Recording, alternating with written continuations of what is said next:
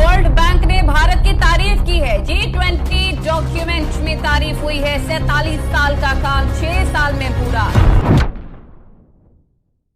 PM Narendra Modi ji की government ने वह काम 6 सालों में कर दिया जिसे करने में भारत को 47 साल लगते।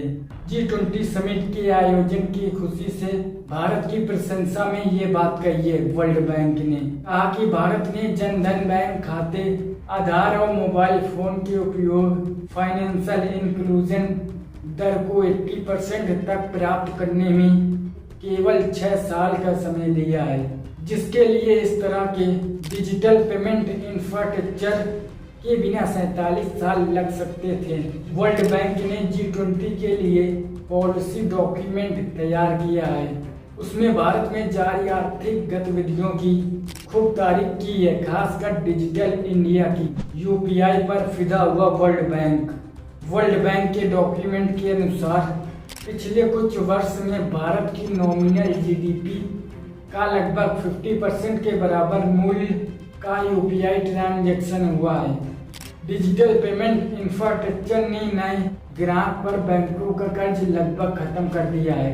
इसमें कहा गया है कि डिजिटल पेमेंट इंफ्रास्ट्रक्चर के उपयोग से भारत में बैंकों के ग्राहकों को शामिल करने की लागत $23 से घटकर $0.1 हो गई।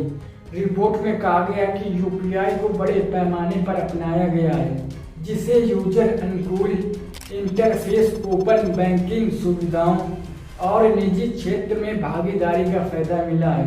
यूपीआई प्लेटफॉर्म ने भारत में जबरदस्त लोकप्रियता हासिल की है। मई 2023 में ही 9.41 अरब एक्सचेंज हुआ, जिनकी कीमत लगभग 14.89 लाख करोड़ रुपए थी। 2022 से 2023 के लिए यूपीआई ट्रांजैक्शन का कुल मूल्य भारत की नॉमिनल जीडीपी का लगभग 50% था। डायरेक्ट बेनिफिट ट्रांसफर से भारत को भारी बचत। रिपोर्ट में बताया गया कि भारत ने पिछले 1 दशक में डायरेक्ट बेनिफिट ट्रांसफर का लाभ उठाते हुए दुनिया के सबसे बड़े डायरेक्ट बेनिफिट ट्रांसफर इंफ्रास्ट्रक्चर का निर्माण किया है। रिपोर्ट कहती है इस पहल ने 53 केंद्र मंत्रालय से 312 प्रमुख योजनाओं के माध्यम से सीधे लाभार्थियों के खाते में $300 अरब का ट्रांजैक्शन एक्सेसिबल कर दिया है।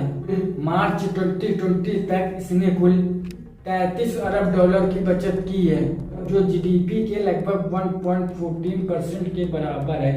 G20 डॉक्यूमेंट में वर्ल्ड बैंक ने बांधे तारीखों के पुल। वर्ल्ड बैंक ने वित्तीय समायोजना के लिए वैश्विक साझेदारी GPFI के एक इम्प्लीमेंटिंग पार्टनर के रूप में GPFI डॉक्यूमेंट तैयार किया है। इसमें भारत के वित्त मंत्रालय और भारत रिजर्व बैंक की तरफ से उपलब्ध कराई गई जानकारियां शामिल हैं। भारत G20 समिट में डिजिटल पेमेंट और फाइनेंशियल इंक्लूजन के मोर्चे पर सफलताओं की गाथा भी बताने जा रहा है। डिजिटल पेमेंट इंफ्रास्ट्रक्चर ने भारत के बचाए 41 साल। वर्ल्ड बैंक की रिपोर्ट में कहा गया है कि भारत ने डिजिटल आईडी, अंतर संचारी भुगतान और खाता एकत्रीकरण जैसे व्यवस्थाओं को मिलाकर डिजिटल पेमेंट का शानदार इंफ्रास्ट्रक्चर खड़ा किया है। रिपोर्ट में कहा गया है इसने 6 सालों में 80% का जबरदस्त फाइनेंशियल इंक्लूजन रेट हासिल किया है, जिसे डीपीआई के पहल के बिना हासिल करने में लगभग 5 दशक लगते हैं। 3 गुना बढ़ा जनधन खाता। प्रधानमंत्री जन धन योजना बैंक खातों की संख्या लॉन्चिंग के वक्त से 3 गुना से ज्यादा हो गई। मार्च 2015 में 14.72 करोड़ जन धन बैंक खाते थे, जो जून 2020 तक 46.20 करोड़ हो गए। इसमें 56% यानी 26 करोड़ से अधिक बैंक खाते महिलाओं के हैं।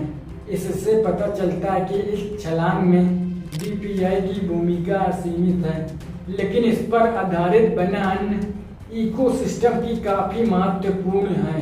डॉक्यूमेंट में कहा गया है कि यूपीआई जैसा फास्ट पेमेंट FPS की जड़ें भारत में बहुत तेजी से जम गई हैं।